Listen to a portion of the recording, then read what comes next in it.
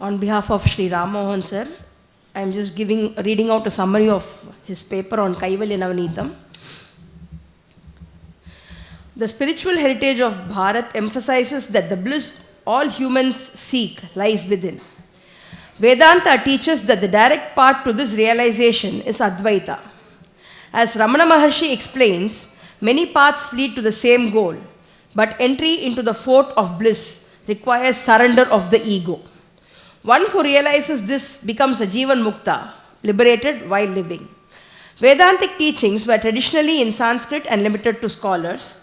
Compassionate sages like Tandavaraya Swamigal made them access in Tamil.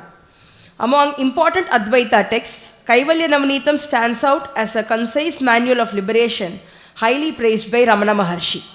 The title means the butter of emancipation, the essence extracted from Vedantic sculptures.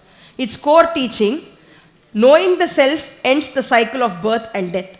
As expressed in its key verses, one who realizes both the individual self and its substratum becomes that very reality and is free from all suffering. The text begins with devotion to the Guru and is divided into two parts: exposition of truth, clarification of doubts. It outlines the four prerequisites for realization: discrimination between the eternal and the transient, detachment from worldly pleasures, 6 disciplines which are control of mind and senses, withdrawal, endurance, focus and faith, deep longing for liberation. A central teaching is the idea of superimposition, illusion caused by ignorance. While the fundamental awareness I am is never hidden, the realization I am Brahman is veiled. When this ignorance is removed, one sees oneself as the unchanging witness beyond waking, dream and deep sleep states. This leads to the understanding that the self and Brahman are one. The text also explains that though Brahman is ever present, realization appears new, like space seeming newly revealed when a well is dug. In the second part, the Guru addresses practical doubts. Liberation comes by stilling the mind, transcending its modifications and dissolving the ego. Practices like discipline, enquiry and even breath control helps in this process.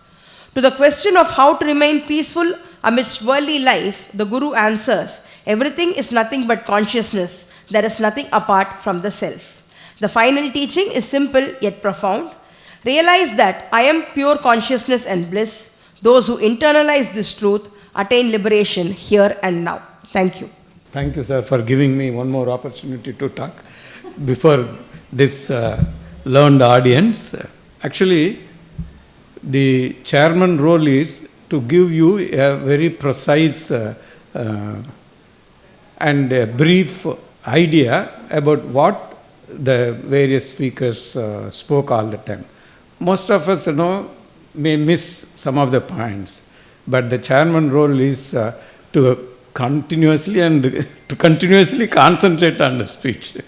So in that way, I am really blessed to hear the various views of the great 4 speakers.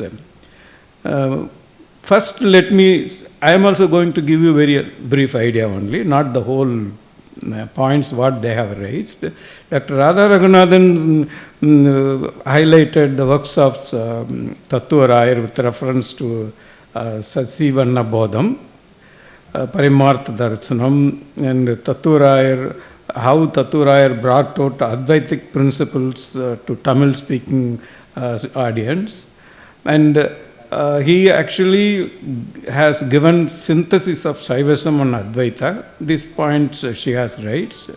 And in various works of Tattva Rayar actually were highlighted. In that, Absolute as Shivam, his short verses were popular to common people, annihilation of ignorance. These are some of the Advaitic principles we find in Tattva Rayar. This she has brought out. And particularly Sasivanna Bodham talks about Advaita. All his works show his depth of Advaita. These points she has brought out. Then next speaker, Dr. Pachaiyappan, Panchadasi Vilakkum Mahavakyangalla, அவர் மிக அருமையாக கோவிலூர் மடாலயம் எப்படி நடந்து கொண்டிருக்கிறது, அதனுடைய தொண்டு, அதனுடைய சிறப்புகள் பற்றி மிக ரொம்ப அருமையாக சொன்னார். அது எப்படி அத்வைத மரபுகளை பேணி காத்து கொண்டிருக்கிறது என்பதையும் எடுத்துரைத்தார். மகாவாக்கிய அனுகிரகை அப்படின்ற ஒரு இதில் வடமொழியில் இருக்கும் பஞ்சதசியை புரிந்து கொண்டு தமிழில் மிகச்சிறப்பாக கொண்டு வந்துள்ளார் என்பதையும் சொல்லியிருக்கிறார். பின்னால் வரக்கூடிய பாலா சீனிவாசன் தன்னுடைய முடிவு கருத்தாக சொல்லும் பொழுது, தமிழில் இருக்கக்கூடிய அனைத்து இலக்கியங்களுமே வெறும் அத்வைத்தா கோட்பாடுகளுடைய மொழிபெயர்ப்பு அல்ல, அதையெல்லாம் புரிந்து கொண்டு தங்களுடைய சொந்த பாணியில் தமிழில் தமிழ் மக்கள் புரிந்து கொள்வதற்கு அதை கொண்டு வந்து இருக்கிறார்கள் அப்படின்னு அவர் முடித்தார் இல்லையா. அதை தான் இவரும் பழனியப்பன் சாரும் எம்ஃபசைஸ் பண்ணியிருக்காரு. குறிப்பாக துவந்தம் என்ற சொல்லின் விளக்கத்தை ரொம்ப அருமையாக எடுத்துரைத்தார். பிரம்மம் ஒன்றே இரண்டல்ல என்பதை இந்த பாடல்களில் காணலாம் என்பதையும், அது என்ன பாடல்கள் என்றால் சுப்பையா சுவாமிகள் மொழிபெயர்த்த பஞ்சதசி, அந்த பாடல்களில் இவற்றையெல்லாம் நாம் பார்க்கலாம் என்று சொல்லியிருக்கிறார். அடுத்து பாலா சீனிவாசன் அவருக்குண்டான பாணியிலே அவர் அட்வொகேட்டாக ஷைன் பண்ணுறாரா என்னன்னு கோர்ட்டில் போனால் தான் எனக்கு தெரியும், அது எனக்கு தெரியாது. ஆனால் ஒரு இலக்கியவாதியாகவும் ஒரு சிறந்த தத்துவ மாணவராகவும் அவர் விளங்குகிறார் என்பது என்னுடைய கருத்து. அவர் தாயுமானவரை தொடங்கி கடைசியாக குமாரதேசிய சுவாமிகள் 10 தசகாரியம் என்பதற்கு விளக்கமாக அமைந்த அவர்கள் நூல்கள் வரை சொல்லிவிட்டு வந்திருக்கிறார். அதில் தாயுமானவருடைய மௌனகுரு பாடல் அத்வைத கருத்துக்கள் பொதிந்துள்ளது. சித்தர்களும் அத்வைத கோட்பாடுகள் தான் சொல்கிறார்கள். உபநிடதங்கள் போன்ற நூல்களில் பக்தி இல்லாத ஒரு அத்வைத்தத்தையும் காணலாம். ஆனால் தமிழில் உள்ள மரபு பக்தியுடன் வந்த அத்வைத்தம் என்று மிகச்சிறப்பாக சொல்லியிருக்கிறார் அவர். பிறகு பத்ரகிரி ராயர், தத்துவராயர் அவருடைய நூல்கள் 18 நூல்கள், தத்துவராயருடைய 18 நூல்களையும் list out 18 books of Thathuvarayar. தென் சாந்தலிங்க சுவாமிகள் அவர் சொன்ன இந்த சும்மா இருப்பதற்கு ஒரு விளக்கம் கொடுத்திருக்கிறார். சும்மா இருப்பது என்பது சும்மா சோம்பேறியாக இருக்கிறதில்ல, அந்தர்முகமாக நீங்கள் எப்படி அந்த அத்வைத கருத்துக்களை உள்வாங்குகிறீர்கள், அது ரியலைஸ் பண்ணுறீங்கன்றது தான் அந்த சும்மா இருப்பது. மொத்தத்தில் அத்வைதம் என்கிற கோட்பாடு எப்போதும் இருப்பது தான். அது தமிழ் சிற்றிலக்கியங்களில் மிக சிறப்பாக இயல்பான முறையில் எடுத்துரைக்கின்றன என்று மிக சிறப்பாக சொல்லியிருக்கிறார். ராம்மோகன் சார் அவர்களுடைய பேப்பரை ரொம்ப சிம்பிளாக ஒரே ஒரு 10-15 வாக்கியங்களில் 10-15 லைனில் டாக்டர் லாவண்யா சொல்லியிருக்காங்க. அவங்க கைவல்ய நவநீதம் எப்படி ஒரு கான்சைஸ் மேனுவல் ஃபார் லிபரேஷன்ன்றதை ராம்மோகன் எடுத்துரைத்தார் என்பதை அவருடைய கட்டுரையிலிருந்து நமக்கு தெரிகிறது. இந்த 4 கட்டுரைகளுமே மிகச்சிறப்பாக அமைந்திருந்தது. அவர்களுக்கு ஞான அத்வைத பீடத்தின் சார்பாக நன்றியை தெரிவித்துக் கொள்கிறேன். இந்த வாய்ப்பளித்த உங்களுக்கும் நன்றியை தெரிவித்துக் கொள்கிறேன். ஸ்ரீ சத்குருர் விஜயதே ஞானானந்த சரஸ்வதி சுவாமி பிரம்மைக்க ரூபிண்யா பாதயோ பிரணாதாவயம்.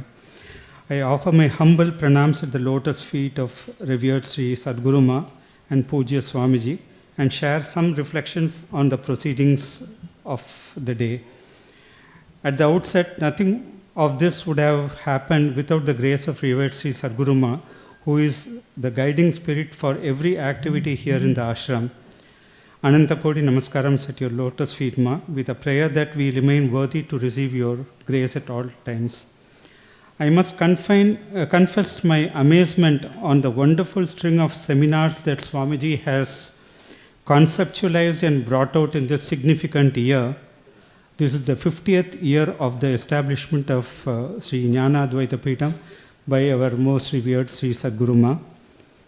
Incidentally, this is also the 10th year since Sri Sadguruma attained Mahasamadhi, And I'm very sure that she is very much present here, blessing all of us on this initiative and mission. This year is also the significant being the 17th year of Sri Vishnu Mohan Foundation, which is supporting this great event today. And the guiding principle of Sri Vishnu Mohan Foundation has been Nahi Jnanena Sadrisham Pavitram Iha Vidyate. And this program in true sense has been echoing this spirit of Sri Vishnu Mohan Foundation. Our humble pranams to Sri Vishnu Mohan Swami on this special occasion. We have had a galaxy of erudite scholars who have decorated this hallowed space with their expositions on ancient Tamil Advaitic texts and outpourings of great saints of Tamil Nadu.